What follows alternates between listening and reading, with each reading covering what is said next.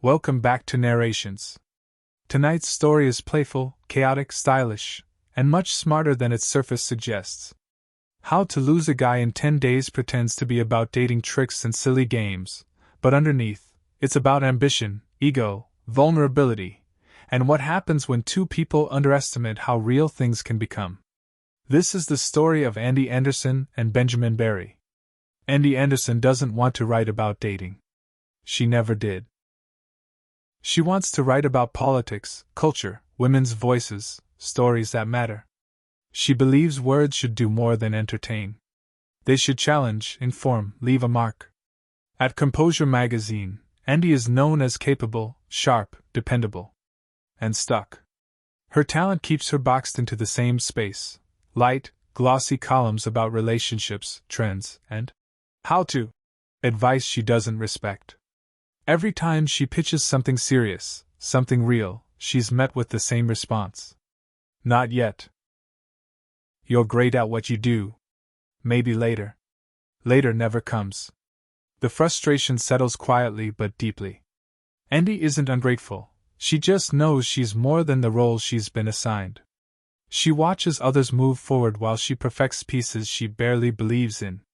When her editor suggests a new article, How to Lose a Guy in 10 Days, Andie feels insulted before she feels inspired. It sounds absurd. Clickbait dressed up as journalism. Another joke at the expense of women, reinforcing stereotypes she's spent years pushing against. But then something shifts.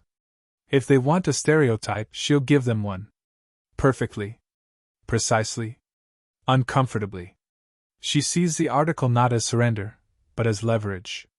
If she can pull this off, publicly, convincingly, she can prove range. Intelligence. Control. She can show she understands relationships deeply enough to dismantle them. She accepts the assignment. Not with excitement. With resolve. The rules are clear. Find a man. Make him fall for you.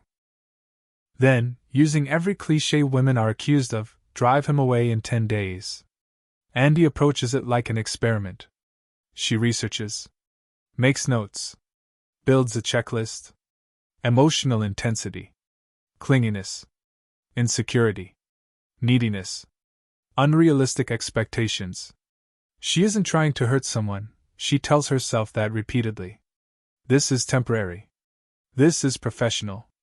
This is controlled. Across town, Benjamin Barry is fighting a different battle. Ben thrives on confidence. He's charming, competitive, and very aware of how people perceive him. In advertising, perception is currency.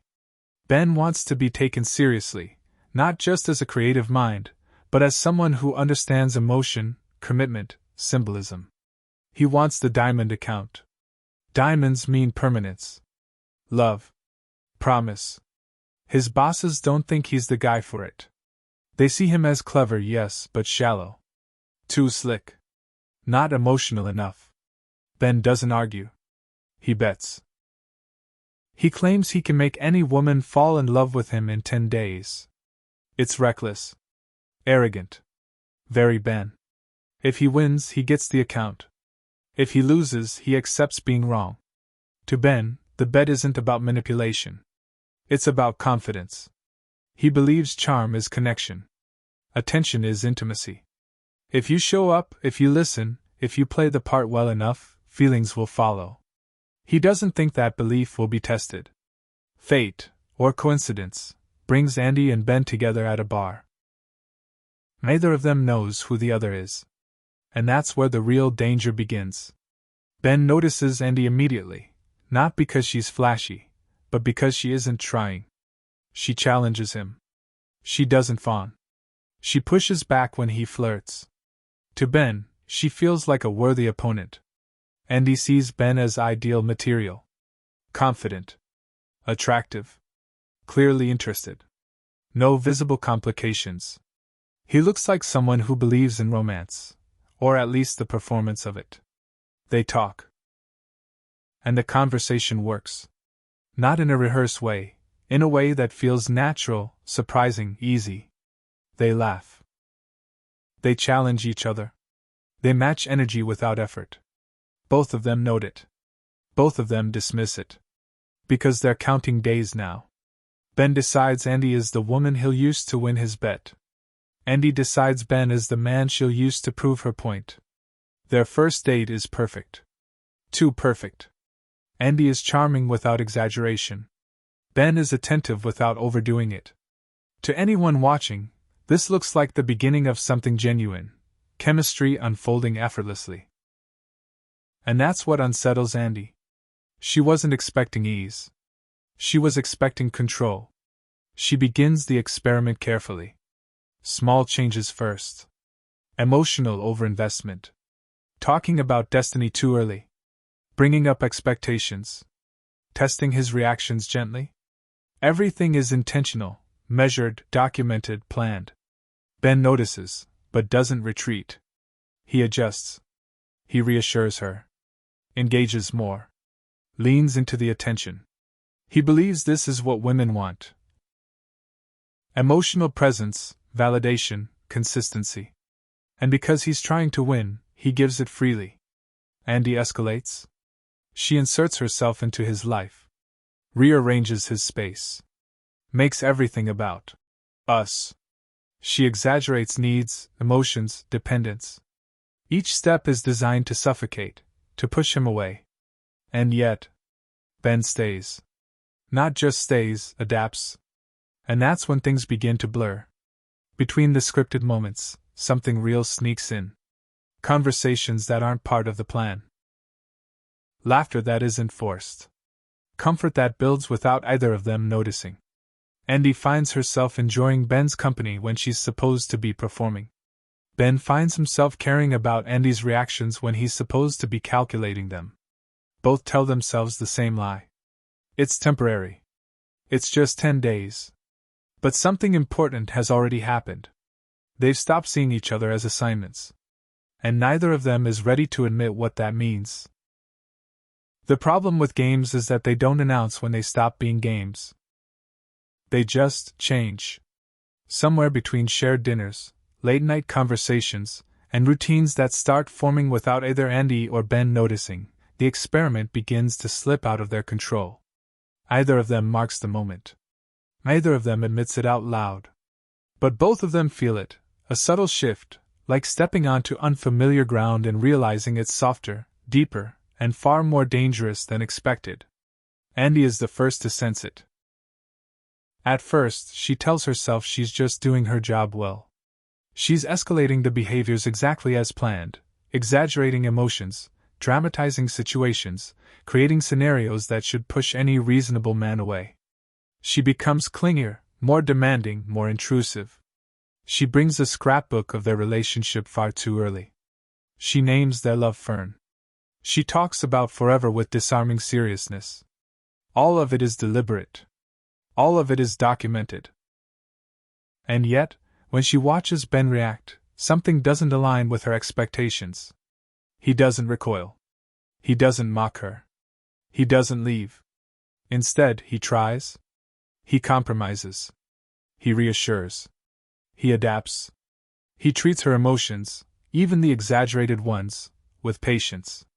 He listens when she spirals. He stays present when she's being unreasonable. And that unsettles Andie deeply. Because she wasn't prepared for kindness. Ben, meanwhile, is fighting a battle he doesn't recognize yet. To him, Andie is supposed to fall, gradually, predictably, according to the logic of the bet. He believes consistency creates attachment. That attention builds intimacy. That showing up earns affection. But Andie doesn't fall the way he expects. She challenges him constantly. She doesn't idealize him. She calls him out. And somehow, instead of weakening his resolve, it sharpens his interest. He starts looking forward to seeing her, not because he's winning, but because he enjoys her presence. He listens not to learn how to keep her, but because he wants to understand her. He remembers details not because it helps the bet, but because they matter to him. Ben tells himself it's fine. This is what success looks like. But when he imagines the end of the 10 days, something tightens in his chest. And he feels it too. She catches herself slipping out of character, laughing freely, sharing stories she didn't plan to tell, reacting honestly instead of theatrically. The woman she's pretending to be starts bleeding into the woman she actually is. That scares her more than the assignment ever did. Because Andie has spent her career learning how to stay detached. How to observe instead of participate. How to analyze emotion without surrendering to it. And now, she's doing the one thing she promised herself she wouldn't do. She's caring. The closer they get, the heavier the secret becomes. Andie knows how this ends. She's written the outline. She knows the final beat. The moment when Ben becomes unbearable, when the relationship collapses under the weight of her performance, when she walks away with her article complete. But imagining it now feels wrong. Ben, too, begins to feel the pressure of the lie. His confidence falters. He avoids thinking about the bet. He delays conversations with his bosses. He justifies silence by telling himself he'll handle it later, after the campaign, after the 10 days, after things settle. But things don't settle. They deepen. The night they attend the company event together becomes a turning point. Andie sees Ben in his element, charming, intelligent, ambitious, clearly respected. She sees how seriously he takes his work, how much he wants to be more than the persona people project onto him. And something in her softens. Ben, watching Andie navigate the room, realizes something unsettling. She isn't pretending in these moments. She's brilliant, quick-witted, observant. He sees the writer behind the performance, the woman who wants to matter, who wants her voice heard. They dance. And for a moment, the games disappear entirely. There is no article. No bet. No countdown. Just two people choosing each other in real time. And then reality crashes back in. The truth comes out not as a confrontation, but as an exposure. Andie's article is revealed. Ben reads it. Every word lands like a betrayal.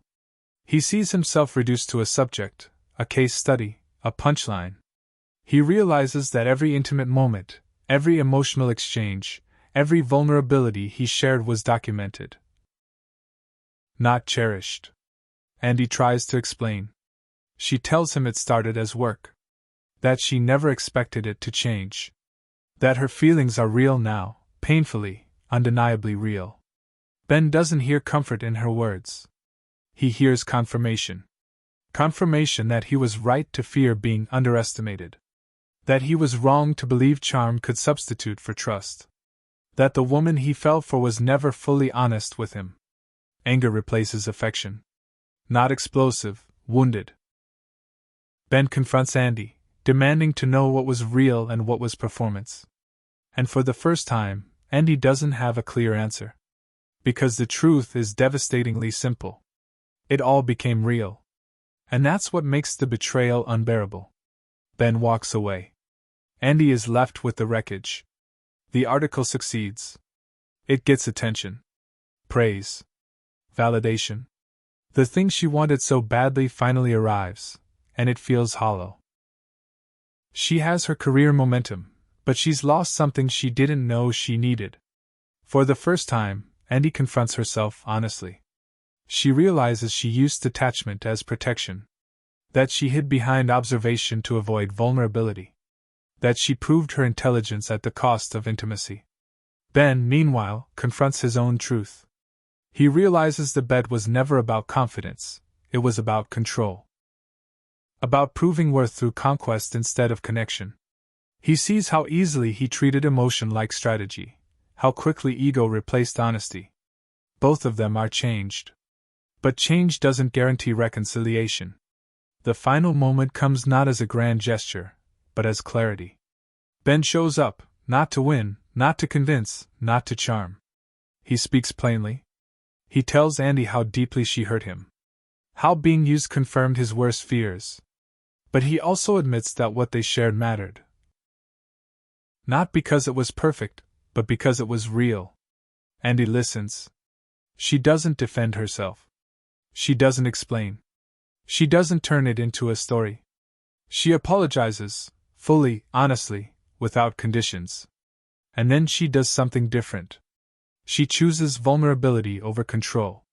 She admits she fell in love when she stopped pretending not to care. That the article mattered less than the person standing in front of her. That she finally understands what she's been avoiding her entire life. Ben doesn't rush forgiveness. But he chooses honesty too. And this time, there are no rules. No timelines. No strategies. No bets. Just two people stepping forward without guarantees. How to lose a guy in 10 days isn't really about losing anyone. It's about how easy it is to mistake control for safety, and how love begins only when the games stop. Sometimes the bravest thing you can do isn't winning. It's choosing honesty, even when it costs you. Thank you for listening. If you enjoyed this narration, please like, share, and subscribe, and I'll see you in the next story.